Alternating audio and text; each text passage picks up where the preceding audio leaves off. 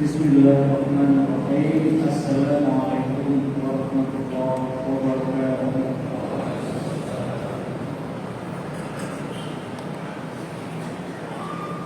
Allahu Akbar, Allahu Akbar, Allahu Akbar, Allahu Akbar.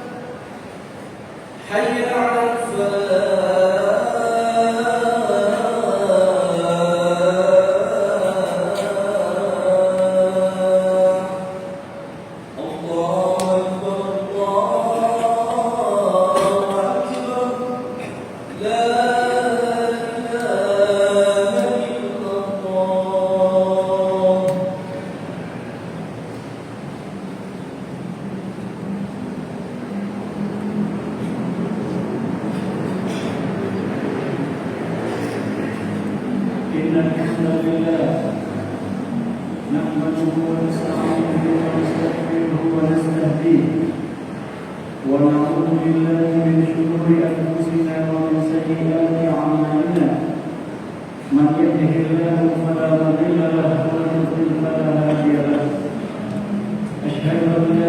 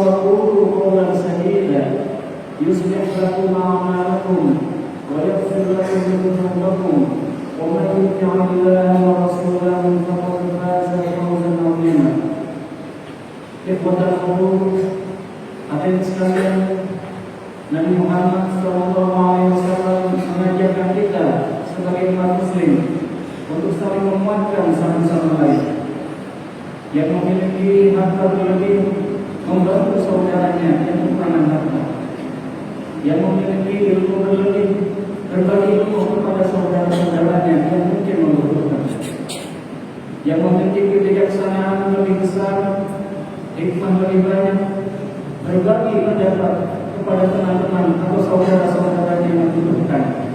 Sebagaimana sabda Nabi Muhammad SAW, al-muslimu lil-muslim kal-bunyan yashuddu ba'duhu ba'dha. Seorang muslim dengan muslim yang lain seperti satu bangunan yang menguatkan satu sama lain. Selain itu hadirin sekalian, salah satu kewajiban bagi seorang muslim atas muslim yang lain adalah jika diminta nasihat, maka dia memberikan nasihat. Sebagaimana sabda Nabi Muhammad, wa idza stansahaka fansahhu, dan jika saudaramu sesama muslim meminta pendapat, maka berilah pendapat. Sebagaimana juga Allah Subhanahu wa taala firmankan dalam Al-Qur'an, "Illal ladzina amanu wa 'amilus shalihat wa tawassaw bil haqq wa tawassaw bis sabr." Sesungguhnya semua orang merugi kecuali yang beriman dan beramal saleh dan yang saling menasihati dalam kebenaran dan kesabaran. Dan kita temukan ayat yang lain, Allah Subhanahu wa taala firmankan, memerintahkan kepada Nabi Muhammad SAW untuk bermusyawarah dan berminta pendapat kepada para sahabatnya. Fastaghfir lahum wa syawirhum fil amr. Maka mintalah ampunan untuk sahabat-sahabatmu dan bermusyawarahlah dalam berbagai urusan.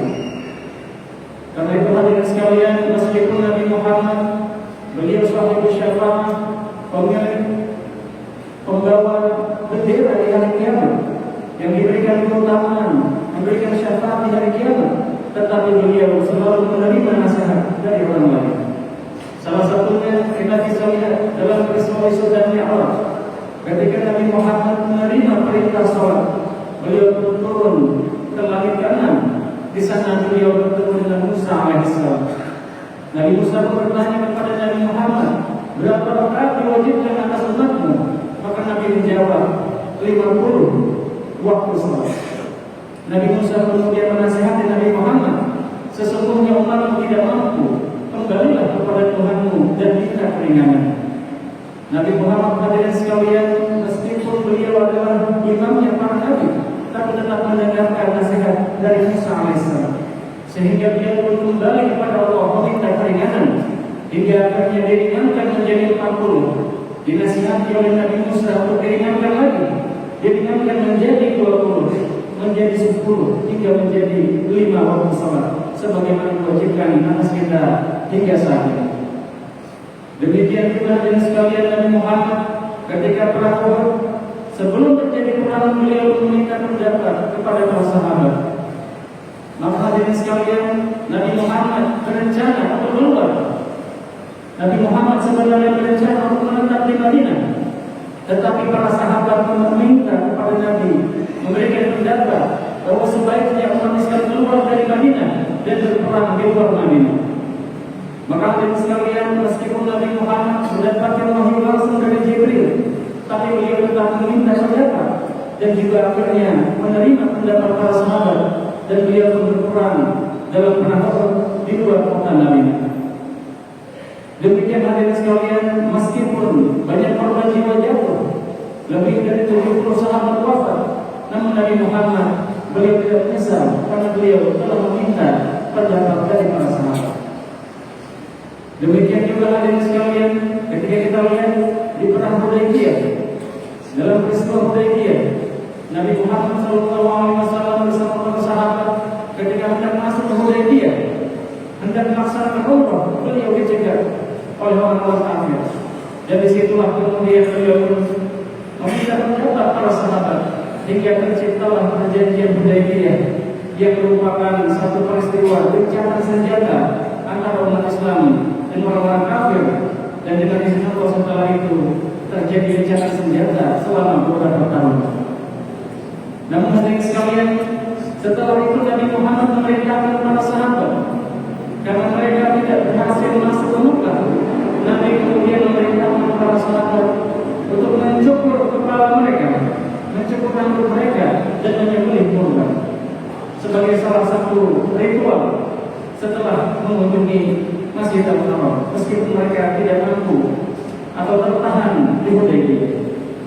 Namun hadirin sekalian, para sahabat saat itu terlihat enggan menjalankan perintah hingga akhirnya Nabi Muhammad merasa kecewa dan bertemu dengan Ummu Salamah. Ummu Salamah kemudian bertanya kepada Nabi, ada apa wahai Nabi? Dan Nabi pun menjelaskan bahwa para sahabat beliau minta untuk mencukur rambutnya dan juga menyembelih hewan kurban, tapi mereka belum melaksanakan. Maka hadirin sekalian, saat itu Ummu Salamah memberikan sebuah pendapat kepada Nabi Muhammad SAW. Dan Nabi Muhammad hadirin sekalian saat itu, meskipun beliau Nabi, beliau tidak malu untuk menerima pendapat dan nasihat dari Ummu Salamah. Ummu Salamah mengatakan, wahai Nabi, tidak usah kau perintahkan. Setelah ini kau keluar, kau sembelih hewan kurbanmu, kemudian kau panggil pencukur rambut dan kau cukur rambut. Jika para sahabat melihat, maka mereka akan melaksanakan. Maka hadirin sekalian, Nabi Muhammad pun menerima pendapat tersebut dan nasihat tersebut. Beliau pun keluar, kemudian menyembelih hewan kurbannya dan kemudian mencukur rambutnya. Dan dengan segera para sahabat satu demi satu melaksanakan apa yang dicontohkan Nabi Muhammad SAW. Demikian hadirin sekalian, Nabi Muhammad SAW mengajarkan kepada kita sebuah sunnah bahwa ketika kita ingin memutuskan sesuatu, ketika kita ingin melaksanakan sesuatu, sebaiknya kita meminta pendapat dari orang-orang terbaik dan terdekat kita. Demikian pula hadirin sekalian, dalam peristiwa-peristiwa selanjutnya para sahabat Abu Bakar As-Siddiq, Umar bin Khattab, ketika memutuskan suatu urusan, mereka pun meminta pendapat dari orang-orang yang memiliki hikmah dan kebijaksanaan. Sebagaimana Abu Bakar As-Siddiq, ketika beliau memutuskan untuk memerangi orang-orang murtad, saat itu beliau pun meminta pendapat dari para sahabat. Begitu pula Umar bin Khattab, dalam riwayat disebutkan beliau memiliki satu majelis khusus yang dengan majelis tersebut beliau meminta pendapat. Majelis ini hadirin sekalian terdiri dari orang-orang yang usianya sudah besar, sudah dewasa, yang sudah tua maupun yang masih muda.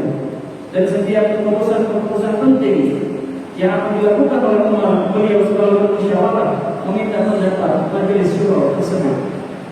Demikian hadirin sekalian, hingga saat Umar bin Khattab akan wafat, ditusuk oleh seorang budak Persia ketika menjadi imam. Saat itu pun beliau masih melaksanakan musyawarah. Para sahabat bertanya, siapa yang akan menggantikan wahai Umar? Maka Umar pun meminta pendapat para sahabat. Hingga akhirnya Umar dan para sahabat bersepakat bahwa yang akan menjadi khalifah adalah 6 orang terbaik dari para sahabat yang akan dipilih di antara 6 orang tersebut. Yang salah satunya adalah Utsman bin Affan, Ali bin Abi Thalib, Thalha, Zubair, Abdurrahman bin Auf. Dan kemudian hadirin sekalian, satu sahabat Abdurrahman bin Auf menyatakan, saya mengundurkan diri dari pencalonan, tetapi saya akan memfasilitasi pemilihan ini. Maka Abdurrahman bin Auf hadirin sekalian, beliau pun berkeliling ke Madinah, ke berbagai tempat menanyakan pendapat umat Islam. Kepada orang-orang senior beliau bertanya, kepada anak-anak muda beliau bertanya, bahkan dalam riwayat disebutkan sampai kepada anak-anak yatim beliau bertanya. Dan ternyata mayoritas umat Islam di Madinah sepakat bahwa yang paling layak menjadi khalifah pengganti Umar adalah Utsman bin Affan. Demikian hadirin sekalian. Namun hadirin sekalian, perlu kita ingat bahwa meminta pendapat ini ada aturannya. Tidak bisa kita meminta pendapat kepada orang yang tidak berakal atau orang yang tidak bisa dipercaya. Syekh Al-Albani menjelaskan bahwa kurang lebih ada 2 syarat orang-orang yang bisa kita mintakan pendapat. Yang pertama, haruslah seorang yang amanah, yang bisa dipercaya. Jangan sampai rahasia penting kita terbongkar, kemudian tersebar hanya karena kita meminta pendapat dari orang yang tidak bisa menjaga amanah. Yang kedua, haruslah dia orang yang berakal, orang yang soleh. Jangan sampai nasihat yang diberikan menjerumuskan kita kepada dosa atau keburukan. Maka hadirin sekalian, ada sebuah contoh buruk tentang orang yang minta nasihat orang yang tidak berakal, yaitu kisah Abdurrahman bin Muljam yang dalam riwayat dicatat sebagai pembunuh Ali bin Abi Thalib. Hadirin sekalian, saat itu Abdurrahman berkumpul bersama 2 orang pemuda. Mereka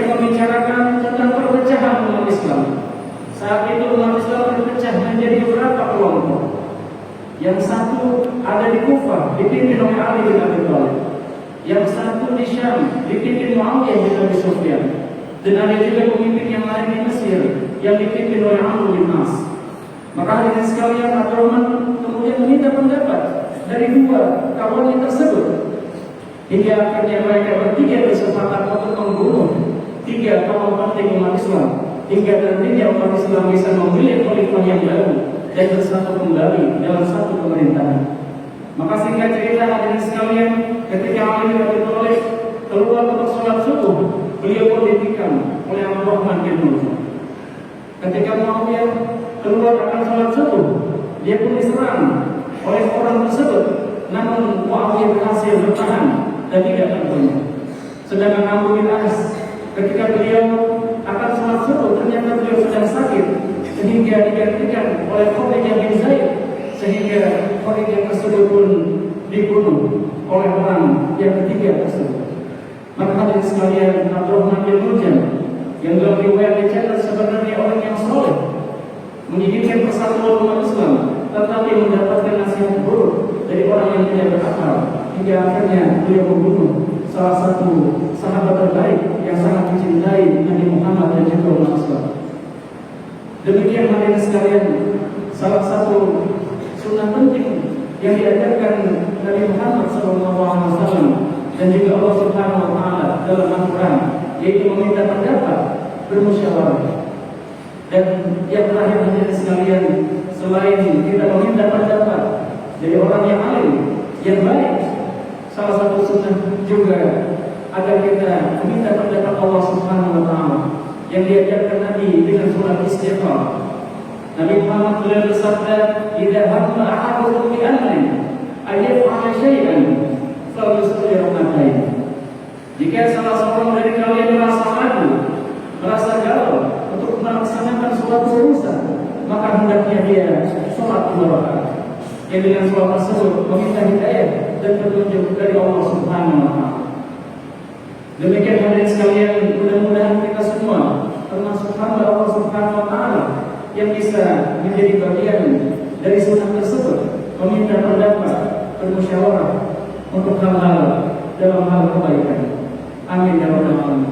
Barakallahu li wa lakum bil Qur'anil azim wa nafa'ani wa iyyakum bima fihi min al-ayati wa dzikril hakim wa taqabbal minni wa minkum tilawatahu wastaghfiruhu innahu huwal ghafurur rahim.